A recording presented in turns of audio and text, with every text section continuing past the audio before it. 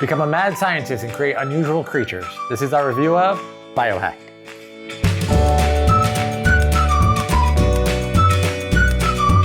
Biohack is a worker placement set collection game about creating new scientific creatures. And I think the science theme paired with the mythological creatures really drew me to this game. I love how all the mechanics complement each other and make every decision meaningful. We'll tell you all about it after this quick how to play.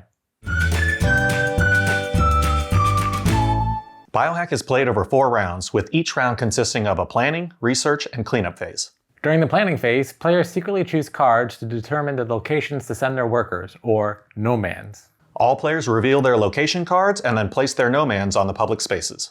During the research phase, players can either retrieve a noman from a public space or place a noman on an experiment location. When a noman is retrieved, the players will gain the resources based on the number of remaining nomans on that space.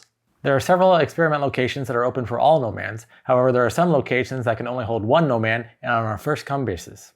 Players will collect resources to spend on creature cards that they will play on their player boards. There are 3 different types of creature cards that offer differing benefits, including ongoing abilities, discounts, and endgame scoring. At the end of 4 rounds, or at the end of a round when a player has 7 creature cards on their player board, the game ends. Players add up their points from their creatures, scientists, milestones, and coins. Player with the most points wins.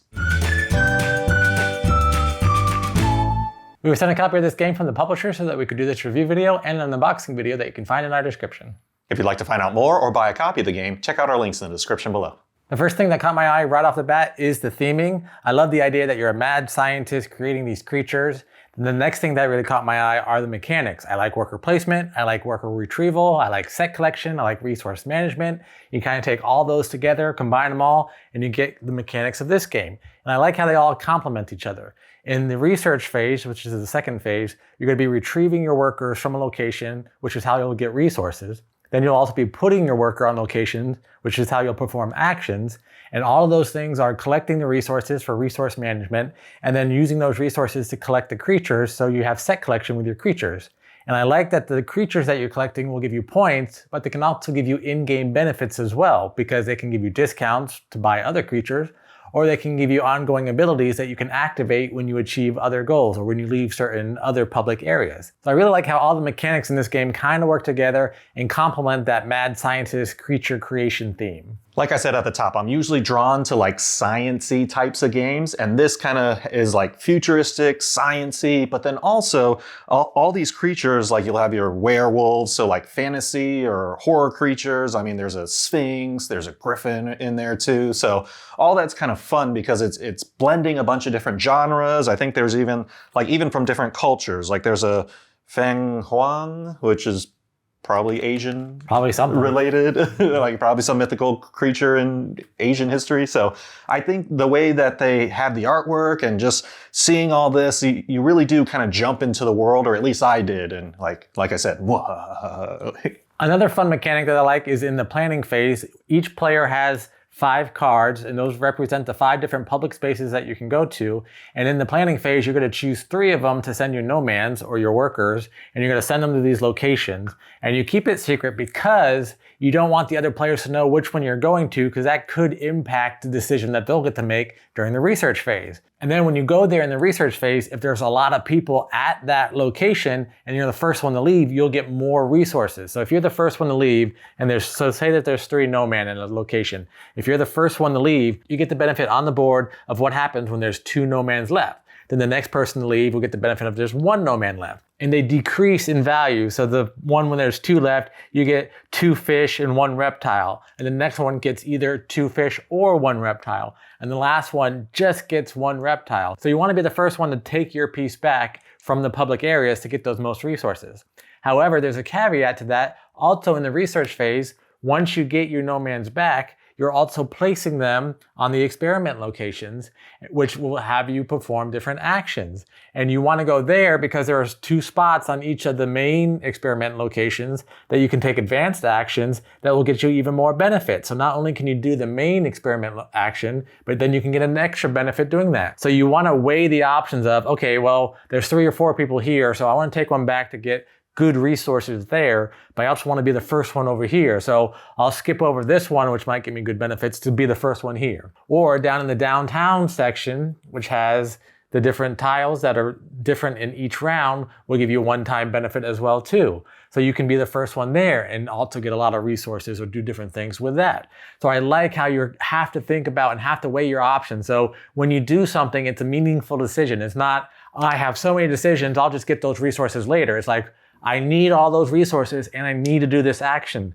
Which one is more important right now? So with that said, player turn order is very important too, as Kenny was saying. So, these spots in the research area, some of them are, okay, first come, first serve in terms of let me pick what my turn order is going to be next round. And even that can have like a benefit. So if you want to go last next round, you get a pretty strong benefit, like an extra card, or if you wanted to get an extra medicine, that can be part of your strategy too. So do I retrieve all my Noman? Do I grab the one and then research and then grab another one and research? Or do I just kind of save to research everything? So definitely turn order is very important.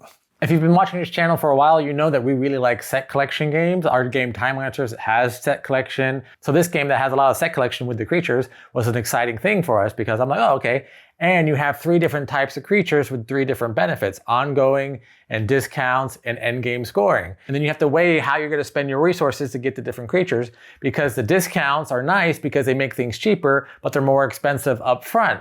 The ongoing abilities that get activated when you leave a certain location are not as great, but they're cheaper, so you can fill up that row quicker. And the end game scoring cards are the most expensive, but those can be the most beneficial towards you if you can really get some that really work with the other creatures that you've been collecting as you've been playing and really score big at the end. So I like the disbursement of the cost of the creatures. So you have 3 different types, 3 different varying costs to them, and I feel like they're weighted equally for what you're getting for them. So it really does feel like, oh, I want to get this, but it gives me this and it costs this much. There's nothing ever in there where it's like, oh, well, I want that, but it's so expensive. You don't really have that attitude when you're looking at the cards that you need to collect. So I feel like it's a really balanced set collection game. Even if you took away the theming, just the math mechanics behind the game, I feel like it's really balanced. The player board is definitely something I really enjoyed, just because it's kind of a build your own journey, right? You can be the scientist that gets tons of discounts, or you can be the scientist that like capitalizes on the actions,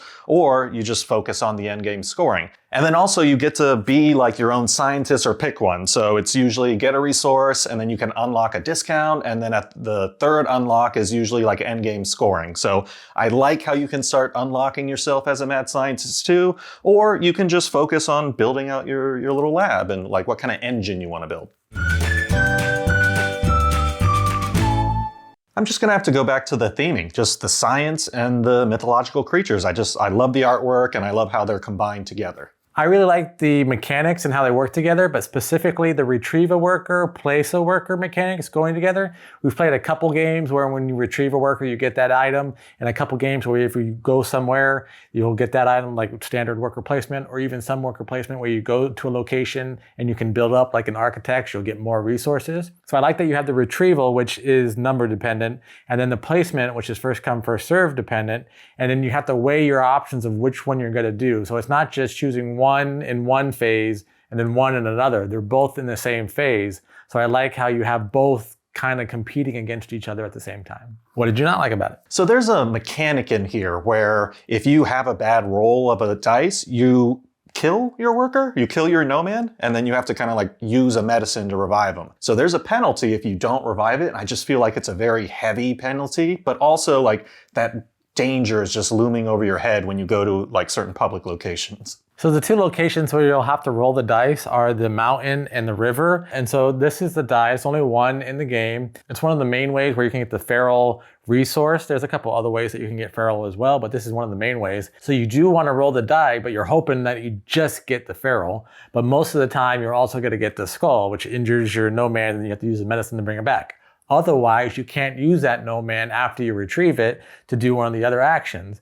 And with there only being 4 rounds and you only having 3 Noman, if you lose the ability to place that Noman in that round, you're at a huge disadvantage because you're 1 move behind everybody else basically, and you're not really going to be able to catch up. It's not an atrocious die because you only have 2 locations where you have to roll it, And there's some benefits even if you do get hurt because you can still get a resource. But I just feel like it's so overpowered and strong if you lose that Noman, and then you have to go after medicine. So even if you have a medicine and you can use it, then you're always thinking, oh, now I gotta go to the medicine location to get more medicine. So now I'm wasting a turn just getting medicine to counteract the fact that I might roll injury and have to injure my Noman. So I don't really like that mechanic. If you've watched this channel enough, you know that I don't like any dice in games. I think they could have done something better than this. I just feel like this game is so fluid and there's a lot of greatness in this game that I feel like this was like a really poor decision, and it could have easily become something. They could have done something a lot better than this. With everything else that I love about this game, this is kind of like why'd you do that? Yeah, and kind of that heavy penalty, right? Yeah, you lose and you're behind everyone. You lose that turn, but also there's like a minus points too if you don't revive your Noman by the end of the round.